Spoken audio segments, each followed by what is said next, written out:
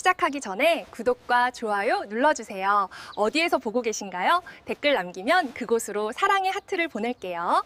조선 중엽, 한양 변두리 몰락한 양반 박참봉 댁에 남정네 셋몫을 너끈히 해치우는 덩치 큰 여종 덕이가 살았답니다. 병약한 남편 칠복과 비교하며 덕이를 반만 축내는 식충이라 구박하던 박참봉. 도박 빚으로 덕이를 마포 나루터로 내몰았지요. 도대체 왜 이런 비극이 시작된 것일까요? 아득한 옛날 임금님의 용안이 한양 도성의 해처럼 빛나던 조선 중엽의 일이랍니다. 도성에서도 한참을 벗어난 변두리, 잡초만 무성한 담벼락 너머로 위태롭게 서 있는 기와집 한 채가 있었으니 바로 몰락한 양반 박참봉의 집이었지요. 그 집에는 덕이라는 이름의 여종이 살았는데 어찌나 덩치가 장대하고 기운이 좋은지 어지간한 남정네 서너의 몫은 너끈히 해치우곤 했습니다. 덕이의 손에 들리면 쌀가마니는 송뭉치 같았고 무쇠 솟은 종지처럼 가벼워 보였습니다. 하지만 주인인 박참봉의 눈에는 그런 덕이의 남다른 기력이 곱게 보일 리 만무했습니다. 그는 밤낮으로 노름판을 전전하며 조상 대대로 물려받은 재산을 연기처럼 날려보내는 위인이었습니다. 박참봉은 덕이가 한 끼에 퍼내는 밥의 양을 볼 때마다 혀를 실신차며 구박하기 일쑤였지요. 그는 덕이의 병약한 남편 칠복과 굳이 비교하며 모진 말을 쏟아냈습니다. 칠복은 골골거리며 마른 기침을 달고 사는 사내였으나 마음만은 비단결같이 고운 사람이었습니다.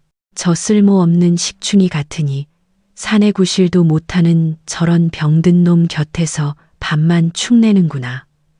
내년이 먹어치우는 쌀이 아까워 내 속이 다 썩어 문드러진다. 박참봉의 목소리는 늘 기름기 없이 까칠했고 그 말들은 비수가 되어 덕이의 가슴에 박혔습니다. 덕이는 묵묵히 고개를 숙인 채 모든 모욕을 감내했습니다. 그녀에게는 칠복을 지켜야 한다는 일념뿐이었습니다. 남편의 약값을 대기 위해서라면 제 아무리 혹독한 수모라도 견딜 수 있었습니다. 그러던 어느 날 도박 빚이 목까지 차오른 박참봉이 마침내 덕이를 불러 앉혔습니다. 그의 눈은 핏발이 서 있었고 술 냄새와 함께 탐욕의 악취가 진동했습니다. 그는 다짜고짜 덕이의 멱살이라도 잡을 듯이 으르렁거렸습니다. 내 당장 내일까지 큰 돈을 마련해야 한다.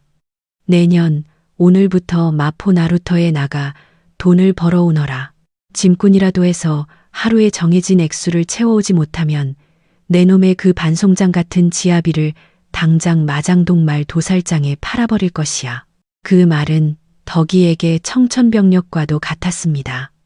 마포 나루터의 짐꾼 일은 거친 사내들도 혀를 내두를 만큼 고된 일이었습니다. 여인의 몸으로 그 틈에 끼어든다는 것은 상상조차 할 수 없는 일이었습니다. 덕이는 눈앞이 캄캄해지는 것을 느끼며 바닥에 엎드려 애원했습니다. 날이 제발 그것만은 거두어 주시옵소서. 천한 계집의 몸으로 어찌 사내들의 틈바구니에서 짐을 나를 수 있겠습니까? 다른 어떤 고된 일이라도 하겠사오니 부디 그 명만은. 하지만 박참봉은 코웃음만 쳤습니다. 그는 이미 제정신이 아니었습니다. 눈앞에 돈 말고는 아무것도 보이지 않는 욕심에 눈이 먼 짐승과 다를 바 없었습니다. 그는 덕이의 애원을 발길로 툭 차며 냉혹하게 말했습니다. 시끄럽다. 내년에 그 곰 같은 덩치면 사내 열대든 상대하고도 남겠다. 하라면 할 것이지 어디서 토를 단단 말이냐. 칠복이의 목숨은 내 손에 달렸으니 그리 알거라. 더 이상의 애원은 무의미했습니다. 덕이는 힘없이 물러나 허름한 행랑채로 돌아왔습니다. 방 안에서는 칠복의 가쁜 숨소리가 희미하게 들려왔습니다. 그 숨소리가 꺼질세라 덕이는 이불을 꼭 여며주고는 조용히 밖으로 나와 달을 보며 눈물을 삼켰습니다. 이대로 주저앉아 있을 수만은 없었습니다. 남편을 지키기 위해서라면 지옥 불에라도 뛰어들어야 했습니다. 그날 밤 덕이는 부엌칼로 댕기 머리를 싹둑 잘라내고 남편 칠복에 헐렁한 바지 저고리를 걸쳤습니다. 워낙 타고난 뼈대가 굵고 어깨가 딱 벌어진지라 가슴을 무명천으로 대충 동여매고 삿갓을 눌렀으니 영락없는 공 같은 산에 돌석이 거울 앞에 서 있었습니다. 이제부터 계집 덕이는 죽었다. 나는 쇠도 씹어 먹을 돌석이다. 그녀는 거친 목소리로 으르렁대며 스스로에게 최면을 걸었습니다. 이제부터 내 이름은 덕이가 아니다. 돌멩이처럼 단단하고 소처럼 우직한 돌석이다. 거울 속의 사내는 더 이상 여종 덕이가 아니었습니다. 그녀는 이를 악물고 다짐했습니다. 이제부터 나는 돌석이다. 무쇠처럼 단단한 돌석이야. 그녀의 눈빛은 호랑이처럼 형형하게 빛났습니다. 박찬봉의 잔인한 강요는 오히려 잠들어 있던 그녀의 괴력을 깨우는 계기가 되었습니다. 다음 날 새벽 동이 트기도 전에 덕이는 돌석이라는 이름으로 마포 나루터에 섰습니다. 한강의 새벽 안개가 자욱한 나루터는 벌써부터 수많은 장정들의 고함 소리와 삐걱거리는 술의 소리로 소란스러웠습니다. 쌀과 소금, 온갖 자파들이 산더미처럼 쌓여 있었고 그것들을 나르는 짐꾼들의 등줄기에서는 김이 무럭무럭 피어올랐습니다. 처음 보는 얼굴에 어딘가 어설퍼 보이는 돌석을 향해 텃세를 부리는 이들의 눈초리가 매서웠습니다. 그들은 돌석의 어깨를 툭툭 치며 비웃었습니다. 어이 신출내기, 생긴 건 멀대 같아도 비실비실해 보이는 게 쌀 한 가만이나 지고 갈 수 있겠나? 그들의 비아냥에도 돌석은 아무 말 없이 쌀가마니가 쌓인 곳으로 향했습니다. 그러고는 모두가 보는 앞에서 쌀 한 가마니를 번쩍 들어 어깨에 맨 뒤 아무렇지도 않다는 듯 그 위에 다른 한 가마니를 더 얹었습니다. 쌀 두 가마니의 무게에 땅이 움푹 꺼지는 듯 했지만 돌석은 조금의 흔들림도 없이 성큼성큼 걸음을 옮겼습니다. 그 광경을 본 나루터의 내로라 하는 장사들은 입을 떡 벌리고 말았습니다. 장정 서너 명이 붙어야 겨우 옮기는 무게를 저 외소해 보이는 사내가 혼자서 그것도 아무렇지 않게 해치우는 모습은 그야말로 충격이었습니다. 그날 이후로 괴력 장사 돌석의 소문은 마포 나루터에 파다하게 퍼졌고 아무도 감히 그에게 시비를 거는 이가 없었습니다. 덕이는 그렇게 매일같이 뼈가 으스러져라 일했습니다.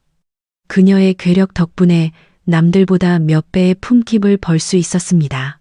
해가 저물면 그녀는 녹초가 된 몸을 이끌고 집으로 돌아와 박찬봉이 요구한 액수만큼의 돈을 그의 앞에 던져주었습니다. 박찬봉은 돈을 세어보는 데만 정신이 팔려 덕이가 얼마나 더 벌었는지에는 관심조차 두지 않았습니다. 겨우 이 정도냐. 내일은 더 벌어오도록 해라. 박찬봉은 늘 만족할 줄 몰랐습니다. 그는 덕이가 가져온 돈을 들고 그 길로 다시 노름판으로 향했습니다. 덕이는 그런 주인의 뒷모습을 씁쓸하게 바라본 뒤 자신의 허름한 행랑채로 돌아왔습니다. 그리고는 사방을 살핀 후 아무도 보지 않는 틈을 타 구들장 한쪽을 조심스럽게 드러냈습니다. 구들장 밑에는 그녀가 파놓은 작은 구덩이가 있었습니다. 덕이는 박찬봉에게 주고 남은 웃돈을 그곳에 차곡차곡 모으기 시작했습니다. 짤랑이는 엽전 소리는 그녀의 고된 하루를 위로하는 유일한 소리였습니다. 흙냄새와 섞인 돈 냄새를 맡으며 덕이는 언젠가 이 지긋지긋한 노비의 굴레를 벗고 칠복과 함께 평범하게 살아갈 날을 꿈꿨습니다.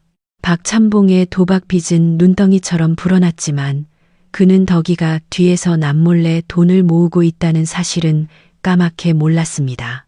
그는 그저 덕이를 돈 벌어오는 쓸모 있는 식충이 정도로만 여길 뿐이었습니다. 덕이는 자신의 엄청난 힘을 오직 생존과 미래를 위해 조용히 사용했습니다. 낮에는 괴력의 짐꾼 돌석으로, 밤에는 아픈 남편을 돌보며 희망을 저축하는 덕이로 그녀는 아슬아슬한 이중 생활을 이어갔습니다. 이렇듯 덕이는 자신의 남다른 괴력과 흔들리지 않는 지혜 덕분에 주인의 탐욕스러운 감시망을 피하면서 동시에 미래를 위한 종잣돈을 마련할 수 있었습니다. 구들장 밑에 쌓여가는 엽전들은 단순한 돈이 아니었습니다. 그것은 그녀의 피와 땀, 그리고 짓밟힌 운명에 맞서 싸우는 처절한 저항의 증표였습니다. 마포 나루터의 강바람이 차가워질수록 구들장 밑의 희망은 더욱 단단하게 여물어갔습니다. 그러던 어느 여름날, 장마가 며칠째 계속되어 한강물이 누렇게 불어나던 날이었습니다. 하늘에서는 장대 같은 비가 쉴 새 없이 퍼부었고 마포 나루터로 이어지는 길은 온통 질퍽한 진창으로 변해버렸습니다. 사람들은 처마 밑에 옹기종기 모여 비가 그치기만을 기다리고 있었지요. 바로 그때 멀리서 다급한 외침과 말의 울음소리가 들려왔습니다. 개성에서 왔다는 큰 상단의 수레가 진창에 깊숙이 빠져오도 가도 못하는 신세가 된 것이었습니다. 수레에는 값비싼 청자와 백자가 가득 실려 있어 만약 수레가 넘어져 도자기들이 깨지기라도 한다면 상단은 그 자리에서 막대한 손해를 입고 파산할 지경이었습니다. 상단의 우두머리인 대행수는 얼굴이 사색이 되어 발을 동동 굴렀습니다. 장정 여럿이 달려들어 수레를 밀고 당겨보았지만 바퀴는 헛돌기만 할 뿐 진창 속으로 더욱 깊이 빠져들었습니다. 이보게들, 힘을 좀 더 써보게. 이 수레가 넘어가면 우린 모두 끝장이야. 대행수의 애타는 절규가 빗소리에 묻혀 처량하게 울려 퍼졌습니다. 모두가 이제 끝이라고 생각하며 망연자실해 있던 바로 그 순간이었습니다. 구경하던 사람들 사이에서 돌석이 묵묵히 걸어 나왔습니다. 그는 비에 젖은 삿갓을 고쳤으며 아무 말 없이 수레 뒤편으로 다가가 튼튼한 나무틀을 두 손으로 움켜쥐었습니다. 사람들은 저 미련한 자가 뭘 하려는 건가 하며 수군거렸습니다. 하지만 다음 순간 그들의 눈앞에서 믿을 수 없는 광경이 펼쳐졌습니다. 돌석이 흡 하는 기합 소리와 함께 허리에 힘을 주자 그의 팔과 등의 근육이 바위처럼 부풀어 올랐습니다. 이윽고 진창에 처박혔던 거대한 수레가 통째로 우지끈 소리를 내며 공중으로 들려 올라갔습니다. 그것은 힘이라기보다는 차라리 기적에 가까웠습니다. 사람들은 비명을 지르며 뒷걸음질 쳤고 대행수는 자신의 눈을 의심하며 입을 다물지 못했습니다. 돌석은 수레를 들어 올린 채 단단한 땅 위로 옮겨놓고는 아무 일도 없었다는 듯 흙 묻은 손을 툭툭 털었습니다. 정신을 차린 대행수가 감격에 겨워 돌석에게 달려와 그의 손을 붙잡았습니다. 고맙네, 젊은이. 정말 고마워. 자네가 아니었다면 내 전 재산이 이 진창 속에서 흙덩이가 될 뻔했네. 이 은혜를 어찌 갚아야 할지 모르겠네. 대행수는 품속에서 귀한 백동은자, 열냥이 든 주머니와 함께 전국 객주 어디서나 통하는 환어음 한 장을 돌석의 손에 쥐어 주었습니다. 평생 만져보기도 힘든 큰돈이었습니다. 주위 사람들은 부러움에 찬 탄성을 내뱉었습니다. 하지만 덕이는 그 큰 돈을 보고도 조금도 동요하지 않았습니다. 그녀는 이 귀한 물건을 박찬봉의 눈에 띄는 집으로 가져갈 수 없다는 것을 잘 알고 있었습니다. 만약 박찬봉이 이 돈을 발견한다면 그날로 노름판에서 하룻밤 만에 탕진해버릴 것이 뻔했습니다. 덕이는 잠시 생각에 잠기더니 대행수에게 정중히 고개를 숙이며 말했습니다. 대행수 어른, 이리 큰 상은 당치 않사옵니다. 허나 주신다니 물리지는 않겠습니다. 다만 제가 아는 믿을 만한 환전 객주가 있으니 이 돈을 그에게 맡겨 불리고 싶습니다. 괜찮으시겠습니까? 대행수는 돌석에 당돌하면서도 지혜로운 태도에 다시 한번 감탄했습니다. 그는 흔쾌히 고개를 끄덕이며 자신이 거래하는 가장 신망 높은 객주를 직접 소개해 주었습니다. 덕이는 대행수의 도움으로 돈을 안전하게 맡기고 그것을 종잣돈 삼아 더 큰 재산으로 불려나갈 수 있는 길을 열게 되었습니다. 이처럼 한바탕 쏟아진 폭우는 덕이에게 위기가 아닌 기회를 가져다 주었습니다. 그녀의 용기와 남다른 괴력은 절체절명의 위기에 빠진 상단을 구했고 그로 인해 맺게 된 귀한 인연은 그녀가 노비의 신분을 벗어날 수 있는 중요한 발판이 되어 주었습니다.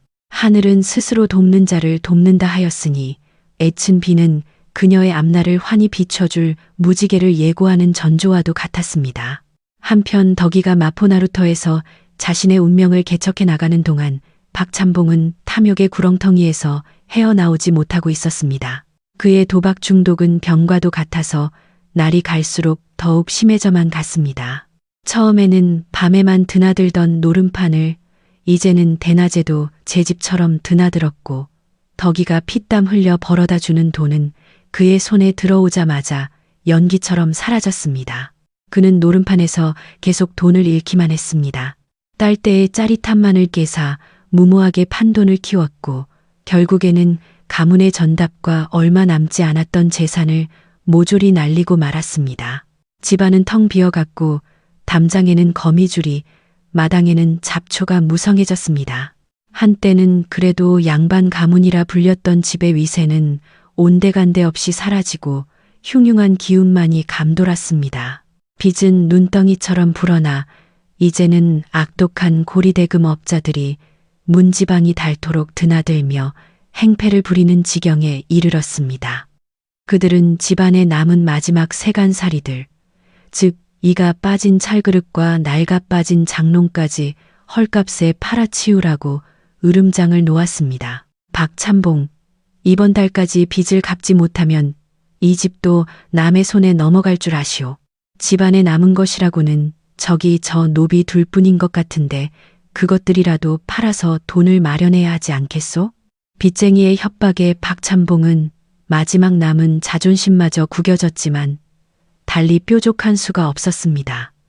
그의 눈에 남은 것은 오직 덕이와 칠복 부부뿐이었습니다. 그는 여전히 그 둘을 쓸모없는 뚱보와 병자라 여기며 경멸의 눈초리로 바라보았습니다.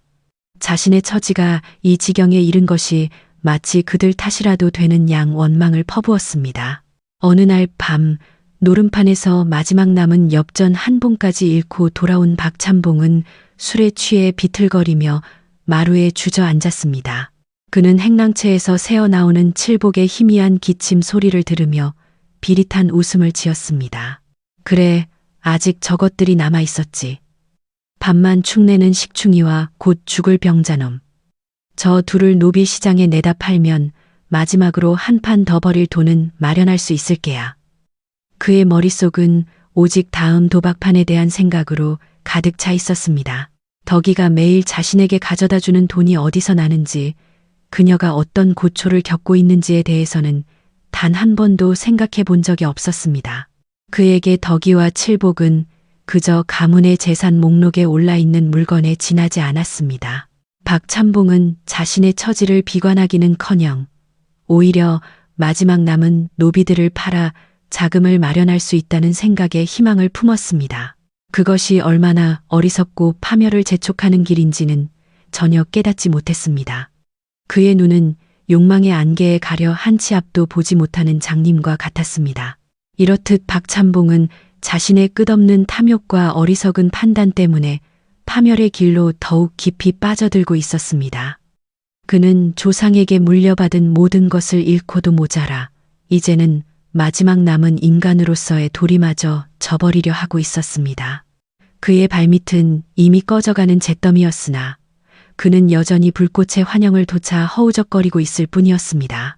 어둠은 그의 집뿐만 아니라 그의 영혼까지도 깊숙이 삼켜버리고 있었습니다. 마침내 올 것이 오고야 말았습니다.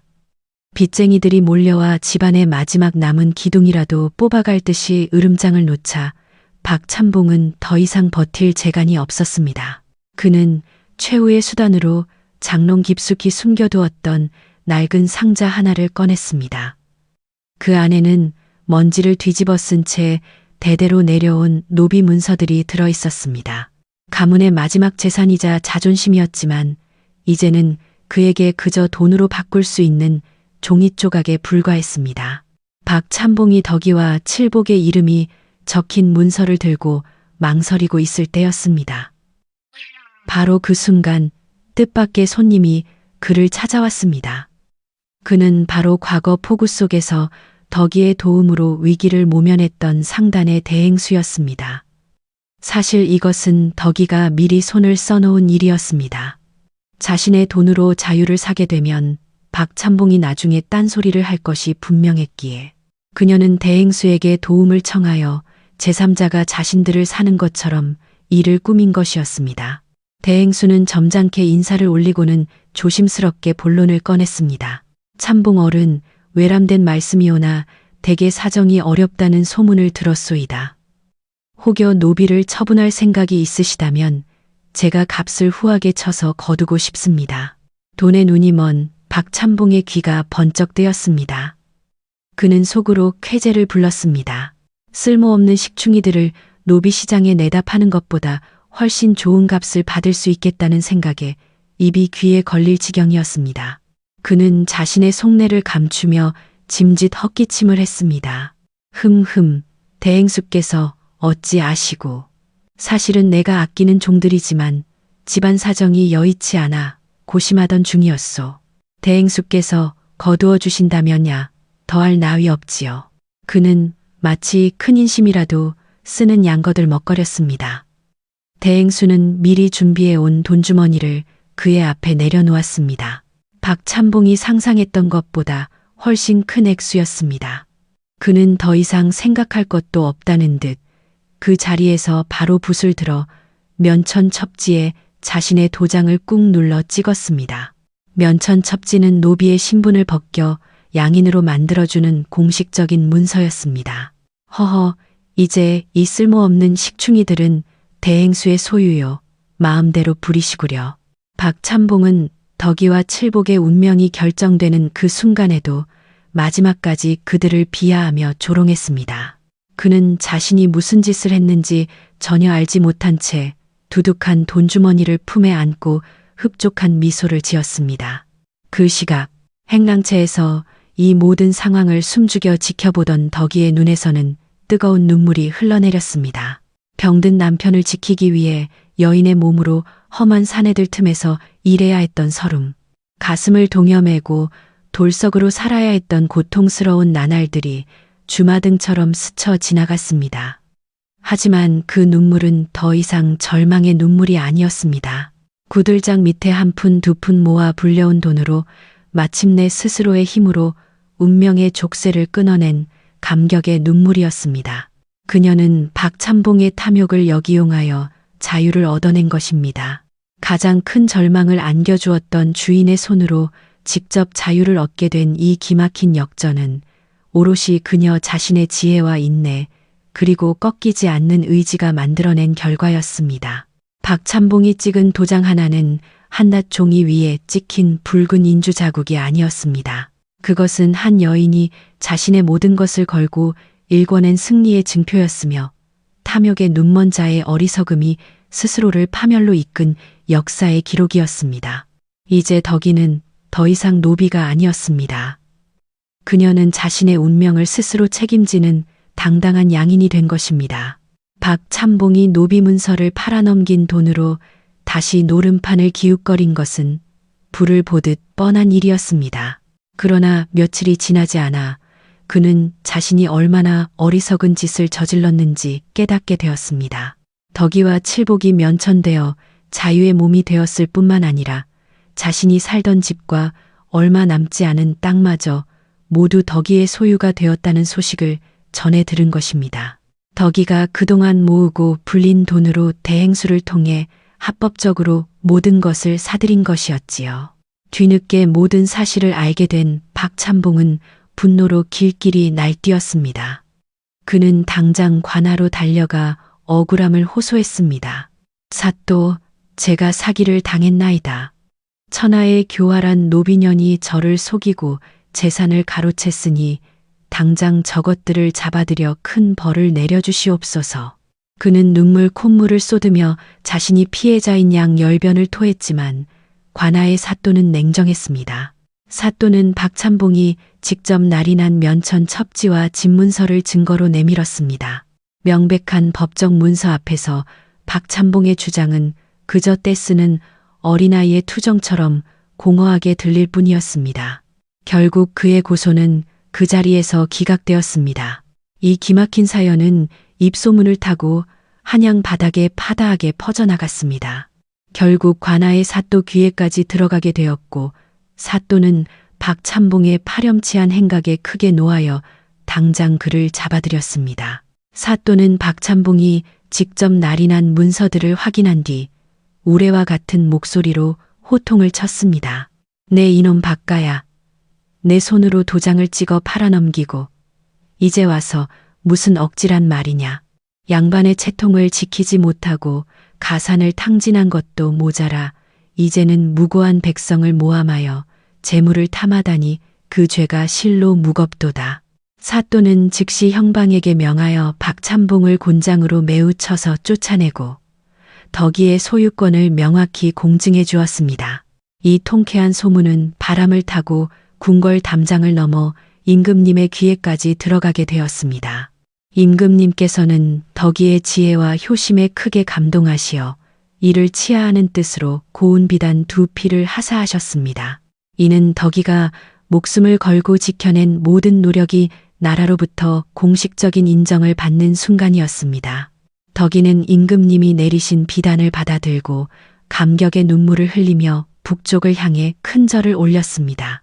그날 이후로 박찬봉의 삶은 나락으로 떨어졌습니다. 하루아침에 양반의 신분과 집, 그리고 마지막 남은 자존심까지 모든 것을 잃은 그는 갈 곳 없는 거지가 되어 거리를 떠돌았습니다. 며칠을 굶주린 그는 결국 옛 자신의 집, 이제는 덕이의 소유가 된 그 집 대문 앞에 이르러 구차한 손을 내밀었습니다. 덕이는 문틈으로 남루한 행색의 박찬봉을 보았지만 그를 내치거나 모욕하지 않았습니다. 그저 조용히 문을 열고는 마당 한구석에 놓인 낡은 쌀이비를 가리켰습니다. 이 마당에 낙엽을 다 쓸면 멀건 죽이라도 한 그릇 내어드리지요. 그것은 동정도 아니었고 복수도 아니었습니다. 일하지 않는 자는 먹을 자격이 없다는 세상의 가장 간단하고도 엄중한 이치를 가르쳐주는 것과 같았습니다. 그날부터 앙상하게 마른 박찬봉의 손에는 늘 그 낡은 쌀이비가 들려 있었습니다. 이 기묘한 광경은 마포 나루터 사람들의 이야깃거리가 되었습니다. 특히 조정의 판결 때문에 사람들은 박찬봉이 들고 있는 그 빗자루를 특별한 이름으로 부르기 시작했습니다. 저것 보게, 찬봉 빗자루가 오늘도 마당을 쓰는구먼. 그렇게 찬봉 빗자루라는 이름은 한때 오만했던 양반이 얼마나 허망하게 몰락할 수 있는지를 보여주는 상징이 되었습니다. 세월이 흘러 박찬봉도 덕이도 흙으로 돌아갔지만 그 이름만은 마포 나루터 사람들의 입에 오래도록 남아 전해졌다고 합니다. 그리하여 지금도 게으름 피우는 자가 있으면 어른들은 혀를 차며 덕인의 마당 쓸던 박찬봉 이야기를 들려준다고 전해집니다. 선한 마음으로 흘린 땀방울은 언젠가 풍요로운 열매로 돌아오고 탐욕으로 채워진 삶은 결국 허무한 빈손만 남길 뿐이다. 게으른 자는 부귀를 잃고 근면한 자는 천한 신분도 벗어나리. 그리하여 오랜 세월이 지난 지금도 일하지 않는 자는 덕인의 마당 쓸던 박찬봉 이야기를 들으며 게으름을 경계한다고 전해진다.